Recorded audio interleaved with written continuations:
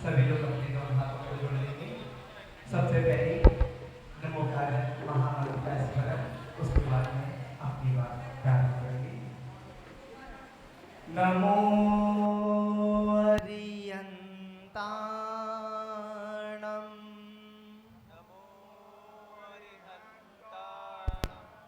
नमो सिद्धाणम,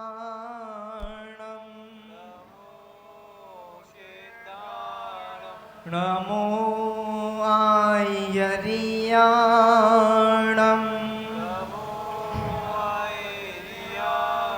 नमो उभचायाणम,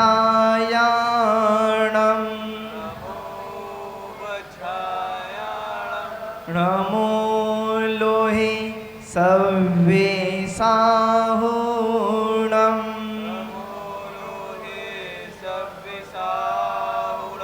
जय बोलिए पंच परमेष्टि भगवान की, जय बोलिए देवादिदेव विराट श्री चंद्रप्रभु भगवान की, जय बोलिए देवादिदेव 1008 श्री महावीर भगवान की, जय बोलिए परम पूज्य परम उपकारी दादा गुरुवर गणाचार्य भगवान 108 श्री विराग सागरी गुरुदेव की, जय बोलिए परम पूज्य क्षमा मूर्ति आचार्य गुरुदेव 108 श्री विशद सागरी महाराज की, पूज्य मुनि श्री 108 विशाल सागरी महाराज की, भाई जी में विराजमान 3 कमलों कोटि मुनि महाराज की, परम पूज्य मुनि श्री विश्व सागर जी महाराज की, समस्त आचार्य संघ की। अभी आप सभी लोग बैठे हैं भगवान की पूजन गुरु की अर्चना करने के लिए। वैसे तो अभी चतुर्मास का समय चल रहा है और चतुर्मास के समय में पहले भी मैंने बताया था, कोई भी मुनिराज, वैसे मुनिराज को जाने आने से कोई भी नहीं रोक सकता। केवल चतुर्मास का महीना ऐसा होता है जब मुनिराज अहिंसा का पालन करने के लिए एक स्थान पर 4 महीने के लिए रुक जाते हैं। पर नगरा वालों का ऐसा सौभाग्य कि जहाँ पर 4 महीने के लिए मुनिराज आचार्य सत्संग रुका था, वहाँ से भी बिहार कराकर नगरा ले आए और नगरा में लेकर आकर आचार्य गुरुदेव के द्वारा लगभग 300 से भी अधिक विधान लिखे हुए हैं। उन्हीं विधानों की श्रृंखला में आपके यहाँ पर सर्वतोभद्र विधान चल रहा है। ये तो हुई अपनी सामान्य सी बातें। अब विशेष बातें ध्यान रखना, हमेशा कर्मों का बंध ज्यादा यदि होता है ना, तो मन वचन और काय तीनों से होता है। आप विधान में बैठे हो, यदि शरीर से बैठे हो तो आपको थोड़ा सा पुण्य की प्राप्ति होगी, थोड़े से पुण्य की प्राप्ति होगी। और यदि आप विधान में तन से बैठे हो, वचन से भगवान की स्तुति कर रहे हो, तो थोड़ा और अधिक पुण्य की प्राप्ति होगी। और यदि आप तन से बैठे हो, वचन से भगवान की स्तुति कर रहे हो और साथ में अपना मन भी लगा रहे हो, तो आपकी कर्मों की निजरा और पुण्य की प्राप्ति अति से होगी। जहां पर मैंने बात कही थी पहले स्टार्टिंग में, अहिंसा। यदि हम अहिंसा को देखें तो अपने आचार्यों ने अहिंसा की बहुत सूक्ष्म व्याख्या की है। किसी जीव को मारना मात्र हिंसा नहीं है। किसी जीव का घात करना केवल हिंसा नहीं है, अपितु अपने वचनों से किसी के मन को किसी के हृदय को घात करना भी बहुत बड़ी हिंसा है। कुछ लोग कहते हैं हम तो सत्य कहते हैं, लोगों को बुरा लग जाए तो लग जाए, तुमने सत्य क्यों बोला? कुछ लोग कहते हैं हम तो सही कहते हैं, किसी को बुरा लग जाए तो लग जाए, तुमने सत्य क्यों बोला? किसी को बुरा लगे इसलिए तो, किस लिए बोला सत्य आपने? किसी को बुरा लगे इसलिए तो सत्य बोला, पर ध्यान रखना आपका वो सत्य सत्य नहीं असत्य कहलाएगा।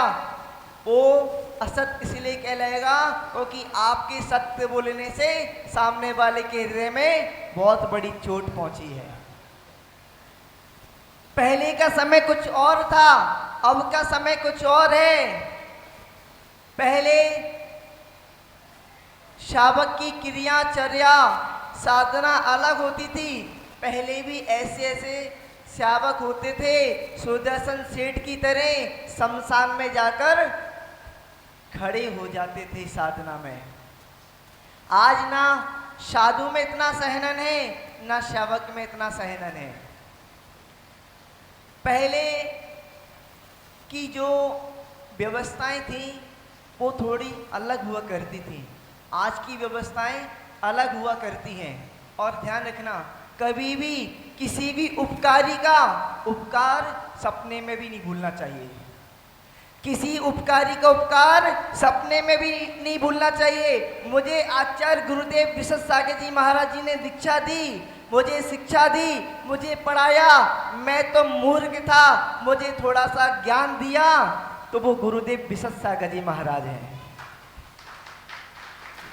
मेरा फर्ज बनता है, मेरा कर्तव्य बनता है, मेरा धर्म है कि मैं मरते दम तक गुरुदेव का नाम लेना नहीं छोड़ूं। जब तक सांस चलती रहे तब तक गुरुदेव का नाम मेरी जुबान से निकलता रहे।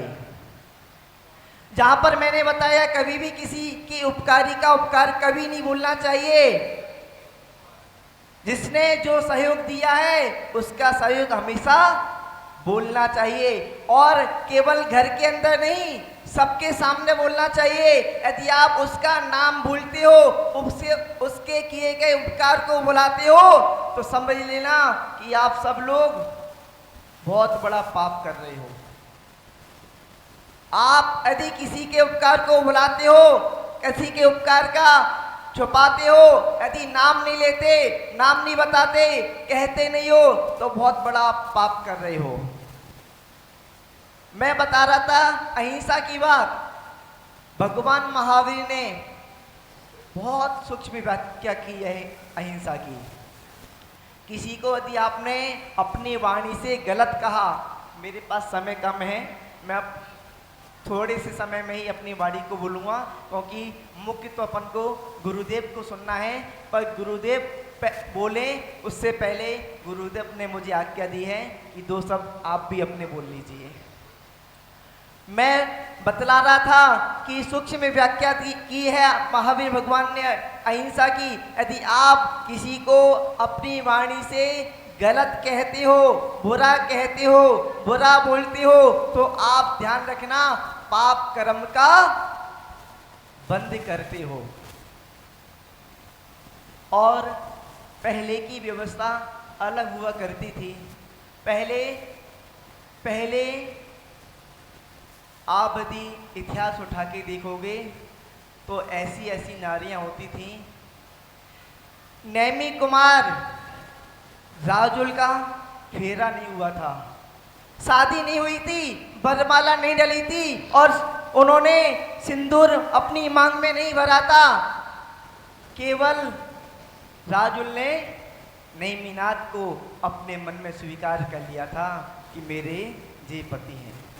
पहले की नारियां ऐसी हुआ करती थी, यदि मन में भी स्वीकार कर लिया कि मेरे ये पति हैं, पर कुछ भी हो जाए, पर किसी अन्य को पति नहीं बनाया करती थी। नैमीनाथ निकल गए, बैराग हो गए उनको श्री कृष्ण जी के निमित्त से, श्री कृष्ण नारायण के निमित्त से नैमीनाथ को बैराग हो गया, गिरनार की ओर चल पड़े। तो राजुल भी उन्होंने अपने मन में स्वीकार कर लिया था नैमीनाथ को पति रूप में, तो राजुल भी नैमीनाथ की राह चल पड़ी। वो जमाना अलग था, वो सहनन अलग था, वो स्थिति अलग थी, पर आज की स्थिति थोड़ी बदल चुकी है। समाज की जो ज्वलंत पीड़ा है, ज्वलंत घटना है, ज्वलंत बातें हैं, उनको भी थोड़ा सा ध्यान देना चाहिए। यदि पहले के समय में देखा जाए, अभी आप लोग कौन हैं? जैन। आप लोग कौन हैं? मेरी आवाज आप तक पहुंच रही है? आप लोगों की आवाज मेरे तक नहीं आ पा रही। आप लोग कौन हैं? जैन। आप सब लोग जैन हैं, पर जैन में, जैन के अंदर भी, जैन धर्म के अंदर भी बहुत सारी जातियां होती हैं।